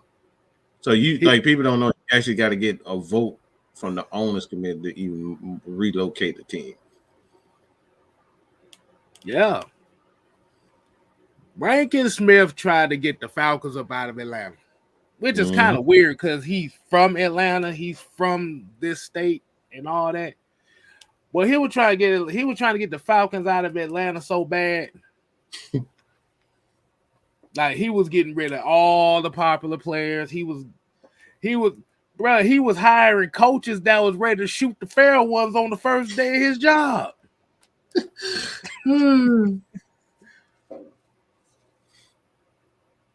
He lost the voting. So what he did was he was like, shit, since nobody ain't saying things my way, I'll just sell the team to Arthur. Arthur still stepped up and said, I'll buy it. Right.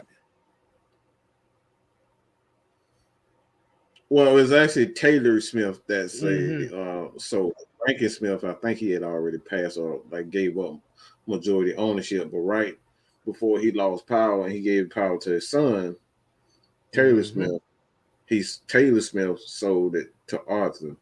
So yeah, Rankin was a jackass, man. That dude was a jackass. Yeah, cause I got it right here. Let me read a passage here on Rankin Smith. Okay, so as we know, he paid $8.5 million for an NFL team based in Atlanta. So he has secured the exclusive rights to Atlanta Fulton County Stadium. A lot of y'all don't know what that is. If y'all don't know what that is, in today's standard, that's where the Georgia State Panthers play football at.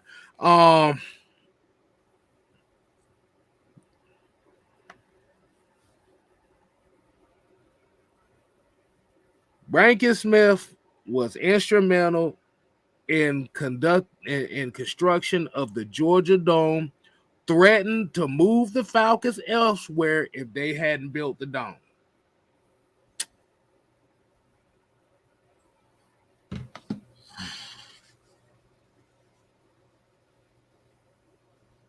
That's very interesting. And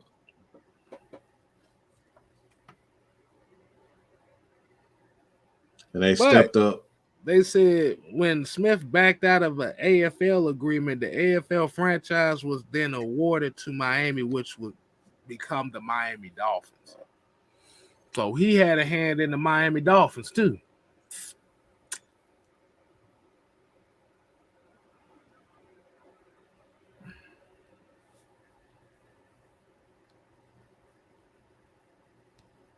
Yeah, that dude wasn't shit. Yeah, that dude was a jackass, man.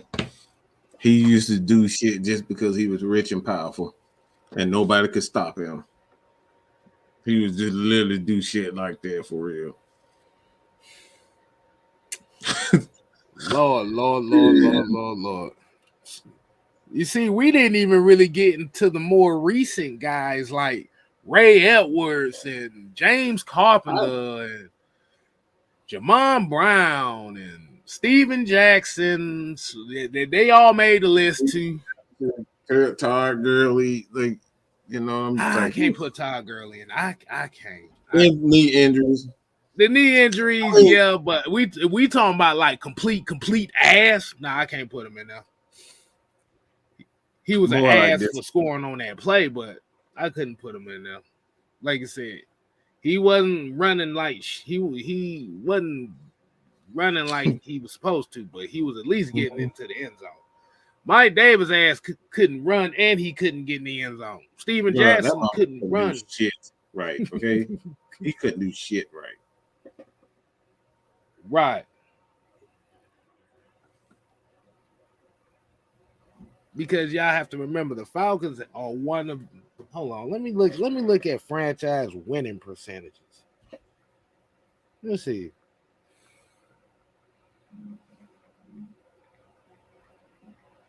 Go ahead, Mike. I'm about to say, go ahead, Mike. Go ahead. Speak your what's on your mind while I look this up.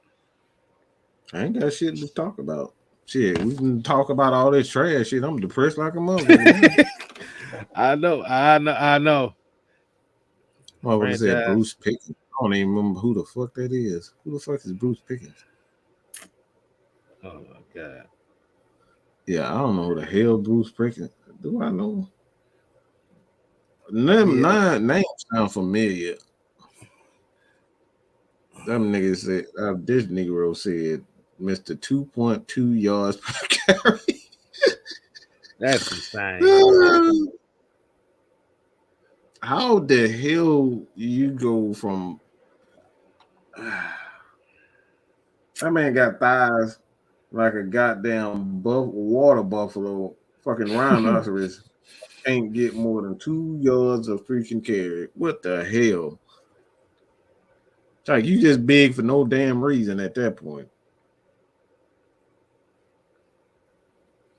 Question for Arthur Blank was the owner back then instead of Rankin. Do you think Deion Sanders would have retired? Well, I believe so. Yeah, I believe Deion so. never really wanted. Deion never wanted to leave Atlanta. It wasn't about the money for him.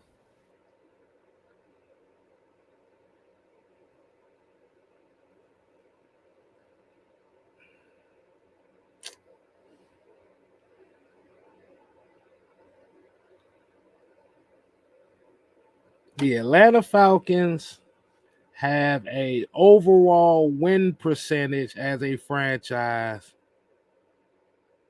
is the fifth worst franchise win percentage wise in the NFL. And a lot of that came early, and then like we were bad early in the bad. 60s and 70s. They were bad, bro.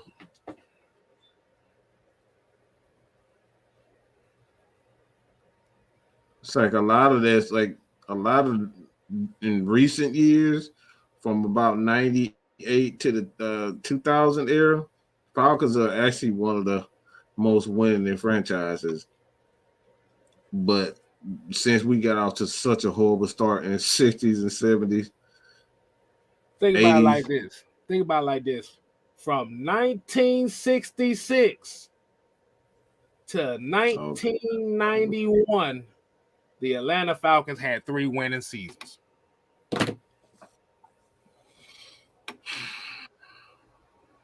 With that guy at the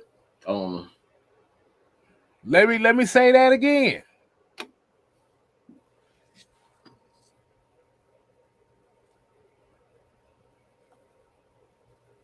The Atlanta Falcons from 1966 to 1991 had 3 winning seasons.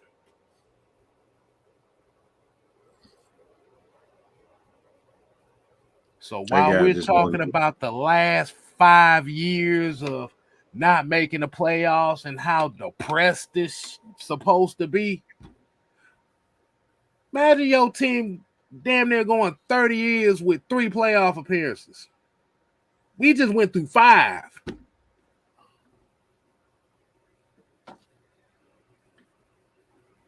And I don't even think that guaranteed even playoff appearance. Shit, that just means I just said winning seasons. Just winning seasons. Mm-hmm. Bart came in like 79, 81 of them. I think it might have been like 77, I think. Some in there. Like 70. I know Sam knows. Mm-hmm. Let me say it one more time. Hello. Dan Henning. Okay, don't care about that. Let's read this off. This is the Atlanta Falcons. I'm not going to read all the records, but just know that from 1966 to 1991, the Atlanta Falcons averaged almost 8 to 9 losses a year. Average of 9 losses a year. And we're talking about these last 5-6 years has been the worst time as Falcon fans.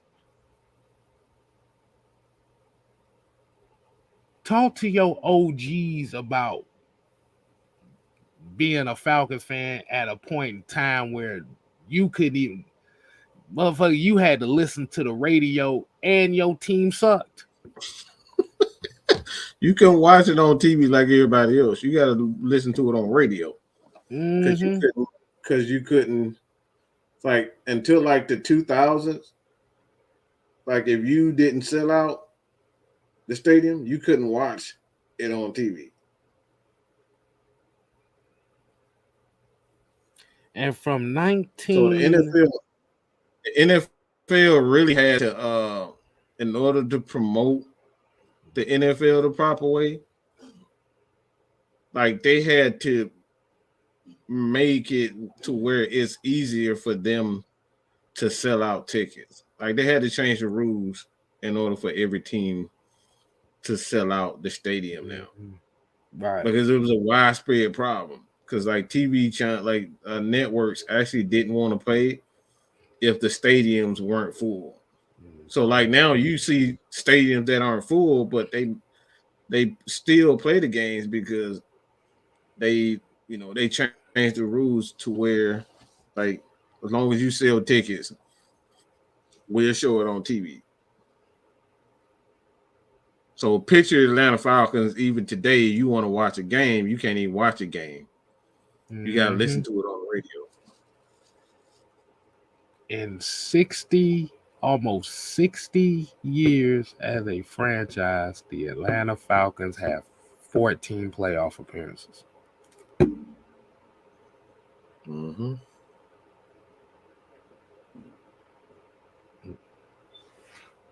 Woo, boy. Jesus. Have mercy, Jesus. So, yes, it's disappointing that the Falcons haven't been winning recently.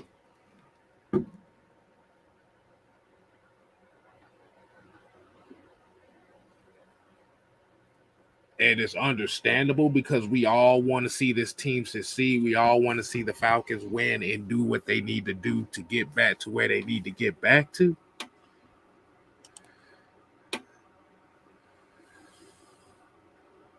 Oh, wait a second. My pop literally had to look in the newspaper sports section on Monday to see the score to all the NFL games. Yes. Said that's why I tell mofos you can't live in my life a fan of this team from 78 to 89. Don't talk to me about losing and you couldn't support your team through these 5 years. Miss me with the fuckery. Yeah. Yeah.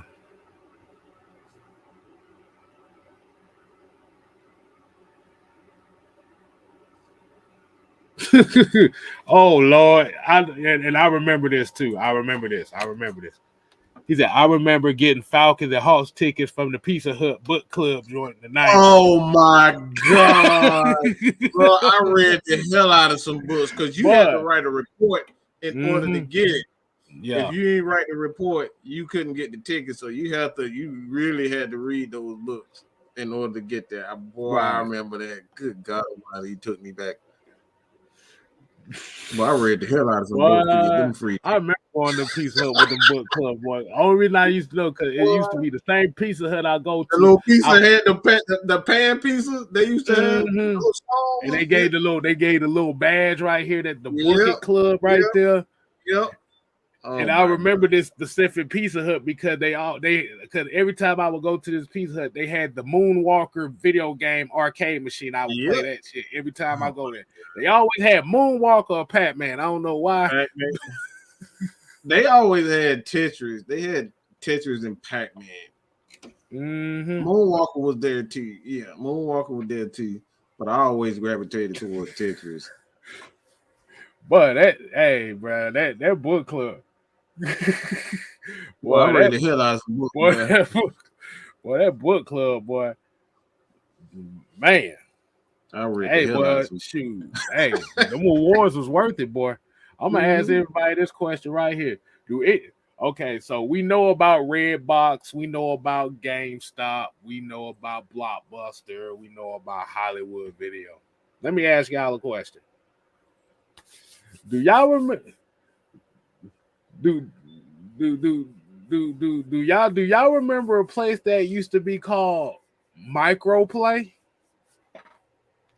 Microplay. Oh my God. Microplay. Oh Microplay. Man. That was the original. Well, from when I was growing up, that was the original GameStop. You talk. It was the original GameStop. Well, you could go. All right. It was. Yeah. You know what?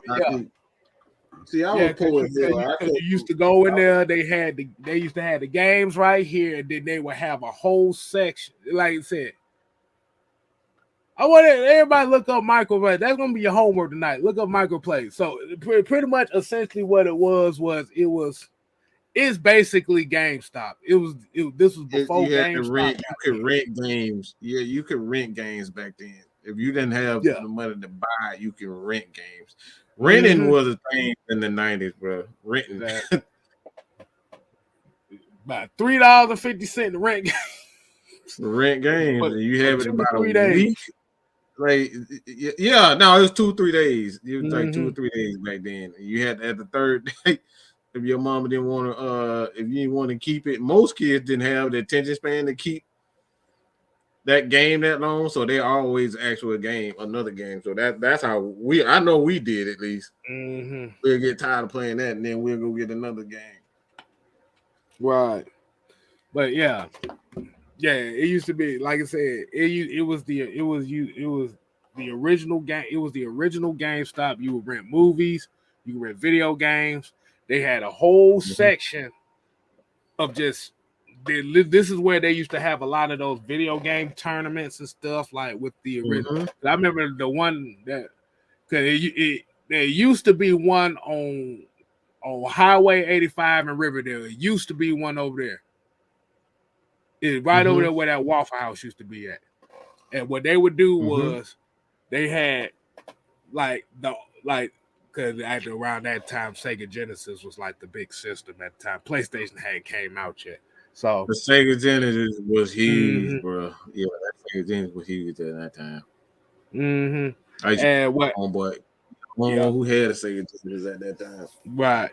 And like that's where they would have like the Madden tournaments and the Mortal Kombat tournaments. This was before Blockbuster started doing the tournament shit. This is where Microplay used to do it right here. But that booking club, boy, every time I used to, either get some tickets or I get that certificate for that for that free week rental right there. But I was like, shit, let me get that free week rental. Yeah. I was renting the hell out of some games, boy. And they used to give you a certificate. Right. Bro, I forgot all about that. Good God Almighty. Oh God, Orbit video. Yeah, I remember. I Yep. remember all that shit. Video 2C, Orbit video. Like I said, Hollywood video. We didn't start getting. Look, I was poor. We was poor as fuck. We was poor as fuck. So we couldn't. We normally like rented videos. We didn't really have a game system that time. I think I got my first game system with damn, like 95. I want to say, because my dad Right like time when I first started playing games. Yeah, I think like 95. I say about 92. Because everybody in our neighborhood had games, like, but we didn't have because like I said, like my dad didn't like start really making money like that. Right.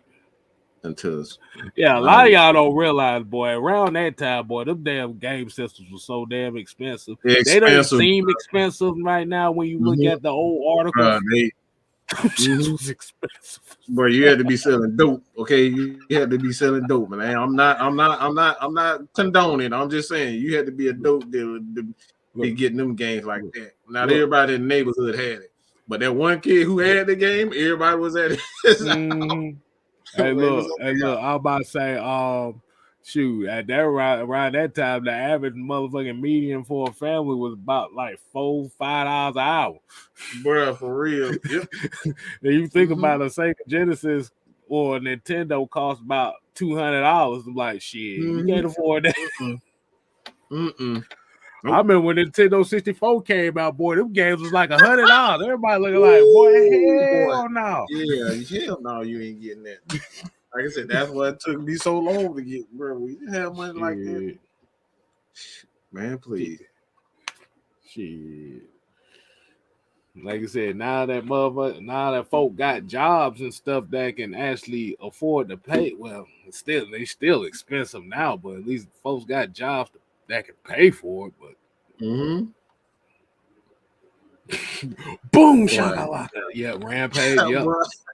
They used to have all those tournaments at Microplay, bro. NBA Jam tournaments. Oh my God! Like we used to have the Billy Walsh college football tournaments. We used to have all that stuff. Oh yeah. We used to have tournaments like that, especially that NBA Jam, boy. Oh man. Get on the spot. NBA Jam used to be that was ham right there. Man, we used to have Joe Montana shot. You said what? The 8-point shot. I think it was an 8-point shot with NBA Jams. Where they used to have like the you on fire spot, and then you go on a whole. Yeah, man. Like I said, yeah, we taking way back now, y'all. Yeah, man. Hey, look. Hey, that's one thing we love about doing these shows, man. We like going down memory lane and giving y'all a little something around here because at the end of the day, man, we just having a conversation. We having fun. We chilling with y'all. We appreciate y'all letting us have y'all time. The WrestleMania arcade game, boy. Good googling movie. Yeah, that was a good one too.